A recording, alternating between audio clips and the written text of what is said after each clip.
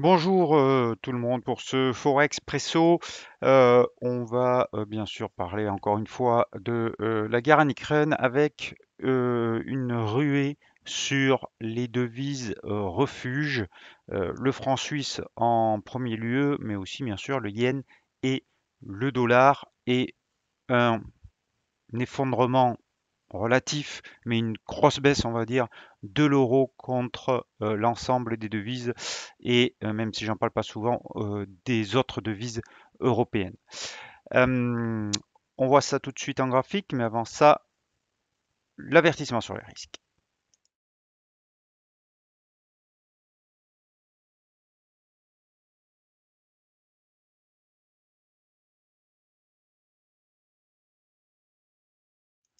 Voilà, et on commence par le dollar. Donc le dollar qui est à un plus haut niveau de 2 ans avec cette résistance qui a été à nouveau dépassée, un nouveau plus haut ce matin, au-dessus de cette oblique haussière. Donc difficile d'aller contrecarrer cette baisse. Je vous le disais hier en vous parlant des supports et des résistances, difficile d'aller faire du trading de contre-tendance actuellement, même si c'est tentant, mais c'est bien, il n'y a aucune indication que les trends vont se renverser et l'objectif maintenant sur le dollar, c'est d'aller rejoindre le niveau psychologique, la barrière des 100. Donc il y a de la marge à la hausse encore au-dessus des moyennes mobiles à 200 à 13 et 34 période. On va aller voir l'euro-dollar. Bien sûr, l'euro-dollar qui a cassé un support très important ce matin à 1,11 40, 1,11 30, pardon. Je vais hop, l'ajuster pour voilà, 1,11 20 même. On est en dessous. Attention, la bougie, le chandelier n'est pas clôturé, mais pour l'instant, effectivement, ça n'incite pas trop à la prudence, surtout que on n'a vraiment aucun signe de retournement, à part peut-être cette petite mèche basse qui est en train de se matérialiser, mais encore une fois, il est bien trop tôt pour prendre en tirer une conclusion. Et peut-être cet écart grandissant avec les moyennes mobiles, notamment celle à 34 périodes, mais là encore, c'est très faible comme signal pour éventuellement en conclure qu'on assiste à un false break. Pour l'instant, on est bien dans une tendance baissière et le risque est de voir l'euro-dollar revenir sur un 10 qui est un niveau psychologique, mais surtout sur cette zone à 1,0760, 1,08, ça laisse quand même encore deux figures de marge. Il faudrait vraiment qu'il y ait un renversement euh, de mouvement sur le front de la guerre en Ukraine pour voir l'euro-dollar se renverser actuellement. Euh, donc, privilégier malgré tout les trades baissiers euh, avec des stop loss assez proches parce que on n'est pas à l'abri de négociations, même si ça ne prend pas le chemin et que on est plus dans une poursuite de l'escalade guerrière que dans l'apaisement. Euh, alors, c'est flagrant aussi, c'est ce qui est flagrant, c'est ce matin le franc suisse qui est en forte hausse. Là aussi, on a cassé un support à 1,0230 et là encore, il faut prendre de la hauteur parce que le prochain support est beaucoup plus bas. Il est ici sur un support de janvier 2015. Alors, le franc suisse est à un plus haut contre euro de 7 ans quand même, hein. Ce n'est pas rien. Ça montre bien la fragilité de l'euro franc suisse. Et c'est aussi tout à fait logique puisque le franc suisse a ce rôle de valeur refuge et qui joue à plein lors de tensions géopolitiques. Donc, prochain support 0,9775, il y aura quand même la parité 1 avant comme comme possible support, donc c'est un niveau psychologique, parce que vous voyez que la dernière fois en 2015, on l'a traversé et à la fois à la baisse et sur la remontée à la hausse sans s'arrêter dessus. Donc, objectif ici, je vous l'ai dit, à minima la parité, tant que les cours se situent sous les moyennes mobiles à 13 et 34 périodes. Si on prend le 1 heure, vous voyez que il y a une seule résistance ici sur 1,0234. Alors, rappelez-vous, c'était le support euh, quotidien qui a été cassé ici, qui a servi de support ici sur le 1 heure, qui a été cassé. Un petit rebond pour tester ce support qui devient résistance et on repart à la baisse. Donc tant qu'on est en dessous de 1,0234, il faut chercher les points de vente. On a ici un avalement haussier en 1 heure qui est plutôt positif, donc qui pourrait amener à au moins une consolidation horizontale.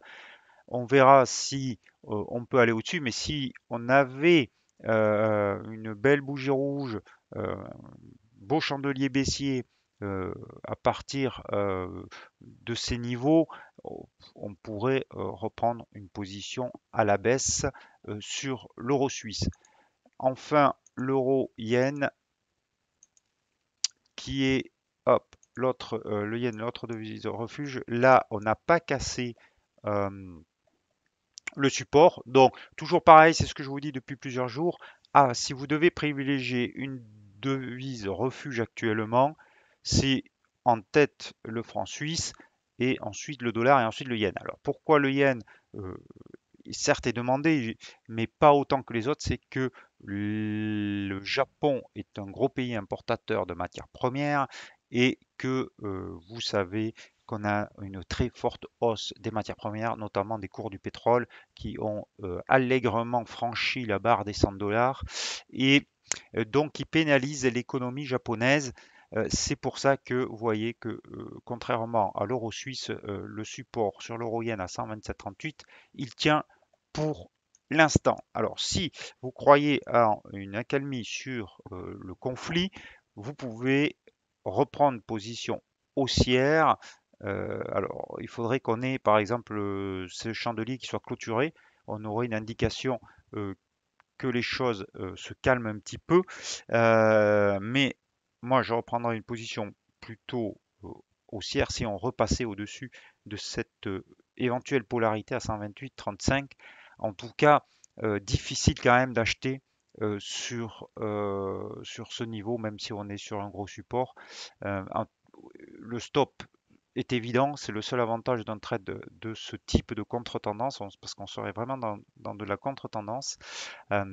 Et il faudrait viser vraiment un rebond pour avoir un risk-reward acceptable, mais statistiquement, ça tiendrait la route. Encore faut-il que ce chandelier se confirme. En tout cas, je vous donne cette idée. C'est pas mon avis. Mon avis, c'est qu'on est dans une tendance baissière sur l'euro et qu'il est trop tôt pour se positionner à l'achat, mais je sais que certains d'entre vous aiment faire de la contre-tendance. Le câble, maintenant, on va voir les devises contre livre. Le câble qui est maintenant baissier. Alors, toujours cette moyenne mobile à 200 périodes qui a incroyablement euh, fait office de résistance à de multiples reprises et on a une baisse donc qui a repris avec des moyennes mobiles de court terme qui s'orientent à la baisse. L'objectif est maintenant d'aller voir 1,3140. On a un petit support, une petite résistance pardon ici sur 1,3440. Si l'on passe en 1 heure, vous voyez ici la résistance qui s'est formée sur un 34-38. Donc c'est actuellement un petit peu la barrière et sous un 34-38 il faudra chercher des points de vente et c'est plutôt des trades baissiers que l'on cherchera. On va regarder aussi le sterling yen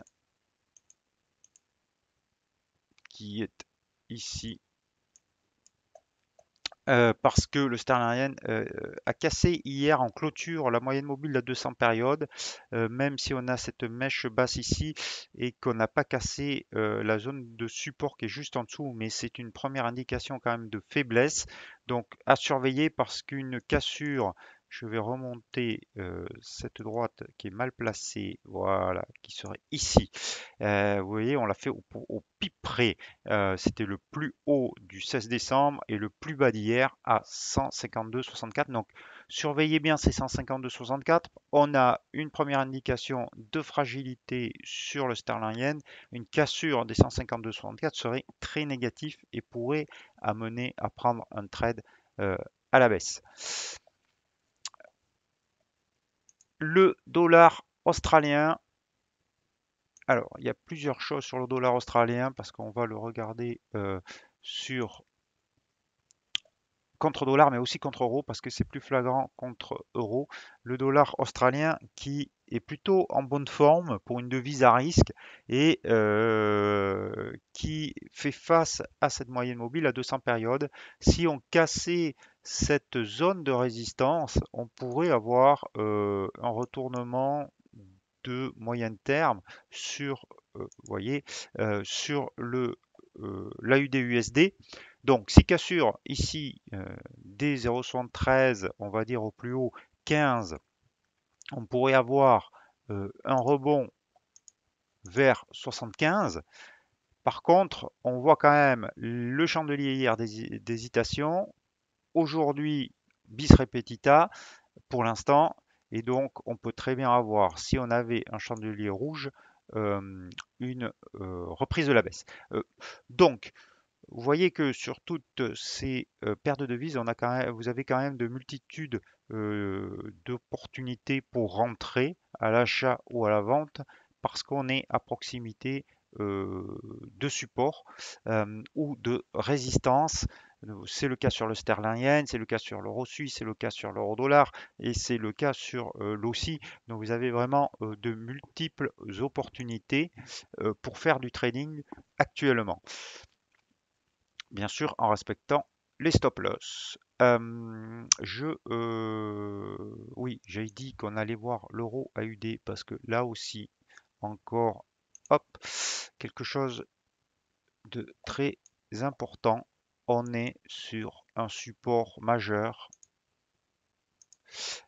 Encore une fois, on l'a fait au pip près ce matin.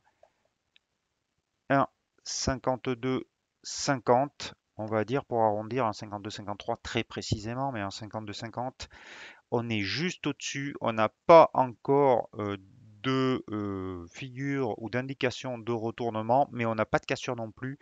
La seule chose, attention à ce RSI extrêmement survendu qui pourrait amener un petit rebond, une respiration, au moins à très court terme, mais ça ne veut pas dire qu'on aura euh, un rebond d'ampleur ou un retournement de tendance.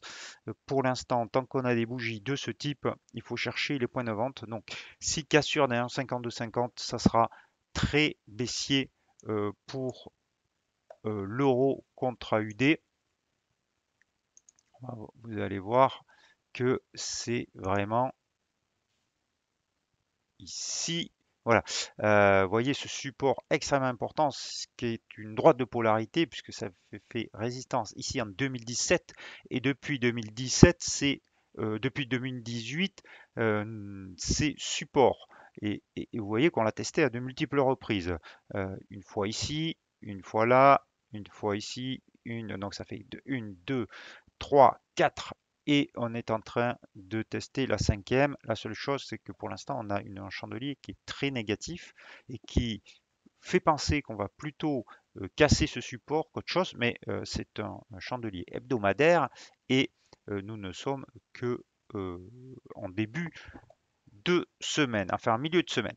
Donc si cassure, alors il y aurait un objectif à 1,44, ce qui laisse 8 figures de potentiel de baisse.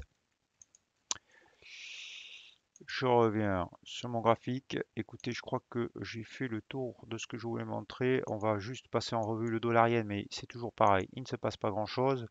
Le dollar Canada, c'est pareil. Le loonie et Euh, le dollar suisse, on est revenu,